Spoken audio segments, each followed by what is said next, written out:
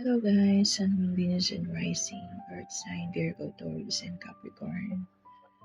Welcome po sa aking channel dito sa Pinoy Twin Star and Cartomancy 999. Magre-read po tayo ng cards para sa inyo today. So, paalala lang po muna na this is a general reading. Pwede kayo makaresonate, pwede rin pong hindi. Okay? Energy is fluid, pwedeng kayo tinutupin ng baraha, pwedeng yung person ninyo.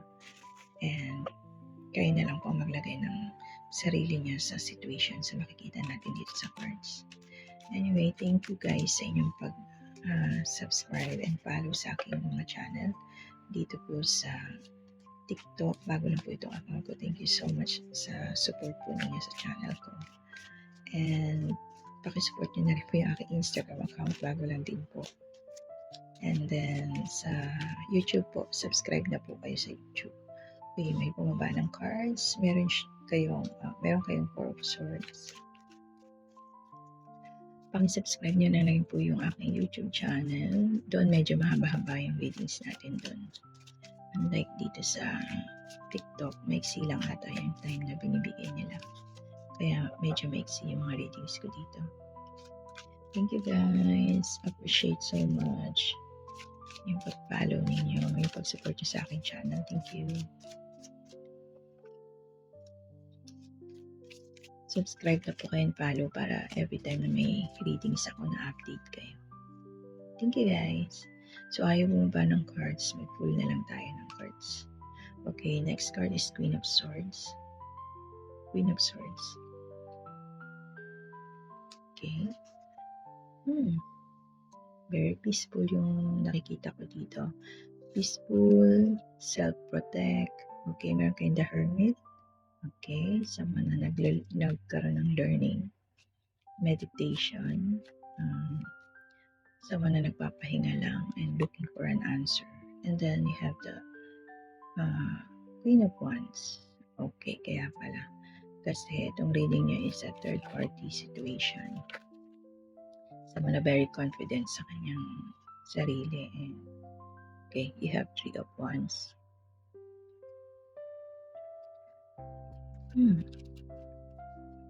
Third party situation tong cards readings niyo guys.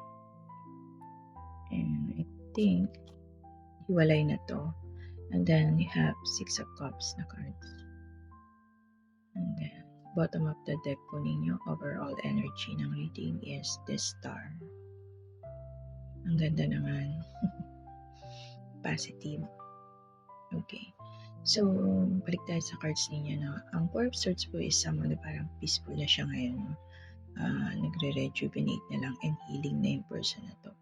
Healing kasi nagkaroon siya ng learning sa kanyang traumatic event ng kanyang life. So, may mga pinagdaanan some of you mga Earth sign, Virgo, Taurus, Capricorn. No? Kaya, ngayon, I think tong reading na to is hiwalay na sila ng person niya. Pero meron pa rin mga naka-hold on sa situation. Siguro married sila, ganyan. So, baka sakali na maayos pa, ganyan. Kasi nga, yung iba parang hoping pa yung iba eh. Pero mostly, dito sa reading na to, nakikita ko na natanggap na nila yung situation and peaceful na yung life nila and happy na sila. Okay? Parang moving towards na lang sila sa mga goals nila kasi maraming opportunities ang darating sa person na nandito. Okay, so parang nag-let go ng hindi maganda sa life niya kaya dadating yung mga magagandang opportunities in life. Yun yung nakikita ko dito sa inyong cards. And maganda dito, natuto yung tao na yun. No? So, nagme-meditate na lang siya ngayon. Nagpapahinga. Pwedeng nagpapahinga sa kanyang nakaraang relasyon dahil na-trauma siya, ganyan. So, pwedeng some of you is dealing kayo sa mga zodiac sign na Libra, Pisces. Pwede rin Virgo, Leo, Aries, Scorpio, Aquarius, or Gemini, no? Yung mga person ninyo. So, let's see messages ng inyong person para sa inyo. Guys, yung gamit ko po na card is personalized ko po yan, ano? So, let's see the message from your person. So, itong reading na to is third party situation, hiwalay na. Okay? Yung iba tanggap na yung situation, hiwalay na sila, kaya masaya na yung buhay nila. And moving forward na sila sa magandang future nila. Okay, so first message. Sabi dito, "Oy, I miss you more than I have been showing." Iwalay na nga kasi I miss you ng message niya. Okay, next message. Oh, I miss talking to you. Ayan nga, hindi na siguro nag-uusap some of you, no? Or pwedeng nagkikita pa rin kayo pero hindi na kayo nag-uusap. Pwedeng magkalapit ng mga bahay nyo, ganyan, or trabaho, ganyan. Or sa mga kaibigan, ganyan. Pero hindi na kayo nag-uusap. I'm afraid you will never look at the same way, sabi niya. Kasi nga, syempre, nagkaroon ng trauma, kaya possible yun na magkaroon ng pagbabago, di ba? And then, next message. Oh, please forgive me, I messed up. Okay. So, yun nga, siguro kasi nga, nahumaling sa iba, kaya nagkaroon ng third party. So, yun lang yung aking nakita sa inyong cards, guys, no? Ang The Star po is overall energy ninyo. Ito po ang ibig sabihin ng The Star is wishes granted. So, kung meron kayong mga pinagdarasal, mangyayari po yan in the future, no?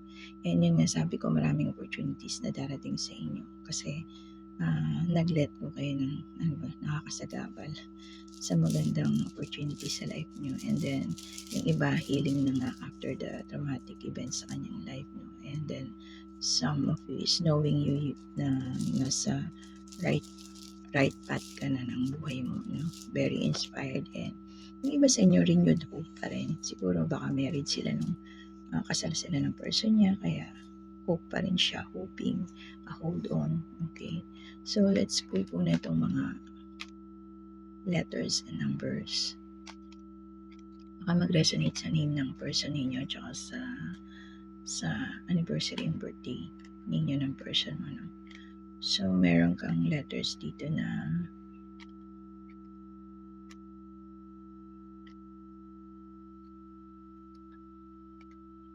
okay, ano ba letters yan? Meron kang L,